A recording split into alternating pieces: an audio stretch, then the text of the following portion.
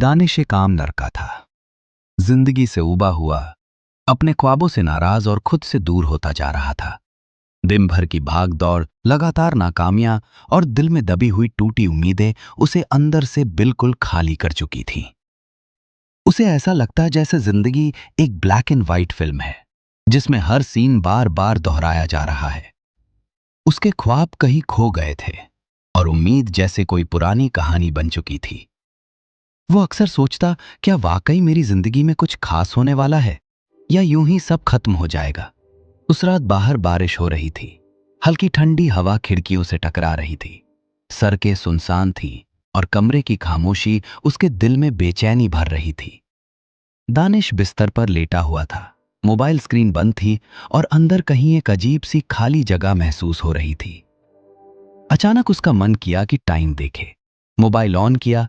11:11 PM। कितना अजीब नंबर है ना, वो बुदबुदाया, जैसे किसी ने उसके दिल के अंदर धीरे से ये सवाल रख दिया हो। तभी मोबाइल स्क्रीन हल्की हल्की झपकने लगी और अचानक उसमें एक लाइन उभरी, जो आज सोचोगे वो कल बनोगे, बस सच्चाई से सोचना। दानिश चौंक गया। उसने फौरन मोबाइल बंद कर दिया, लेकिन दिल की धड़कनों में एक अलग ही हलचल थी। उस मैसेज ने जैसे दिल के तारों को छू लिया था। अगले दिन दानिश के साथ कुछ अजीब हुआ। एक फकीर ने उसे बिना कुछ कहे देखा और हल्के से मुस्कुराकर आगे बढ़ गया। उसकी आंखों में एक ऐसी चमक थी जैसे वो दानिश के दिल का हाल जानता हो।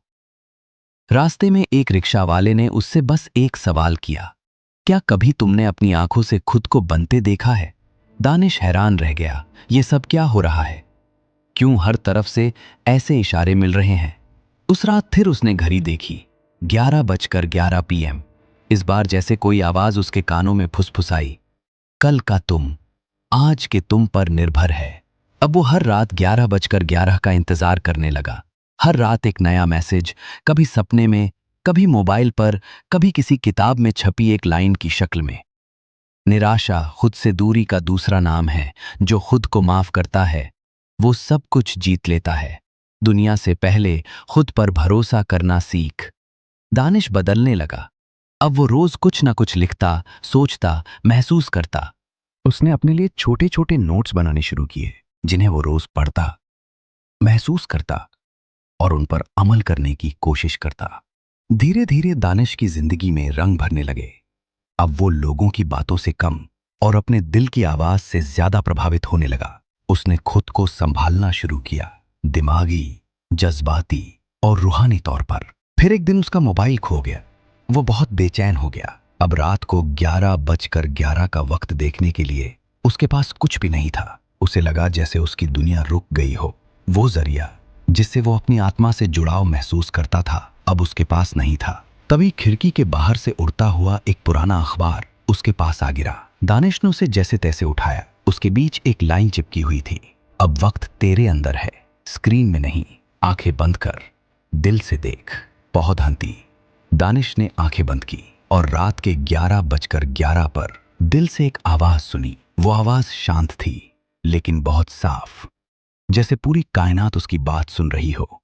एक सुकून, एक यकीन और एक रोशनी उसके अंदर तक उतर गई।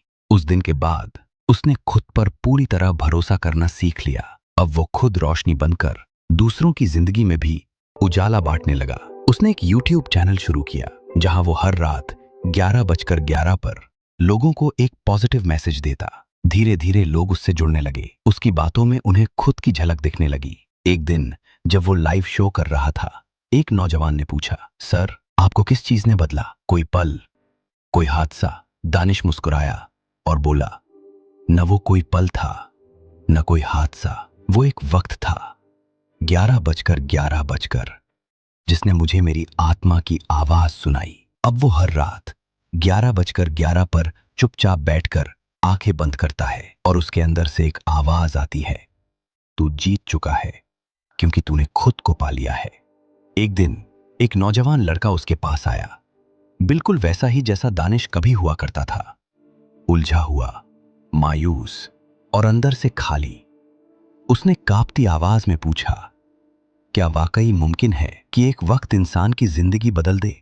दानिश ने उसे गले लगाया और मुस्कुराकर बोला, हाँ, अगर वो वक्त तुम्हें तुमसे जोड़ दे, तुम्हारी असली पहचान से। उसकी स्टोरी एक रिमाइंडर है कि लाइफ के सबसे बड़े सीक्रेट्स अक्सर सबसे शांत और सिंपल मोमेंट्स में खुलते हैं, और वो मोमेंट सिर्फ तुम्हारे लिए होता है। बस दिल की सुनना सीखो, क्योंकि असली चेंज बाहर नहीं, अंदर से शुरू होता है। अगर आपको ये वीडियो पसंद आई हो तो उसे लाइक जरूर करें, चैनल को सब्सक्राइब करना ना भूलें और बेल आइकन दबाएं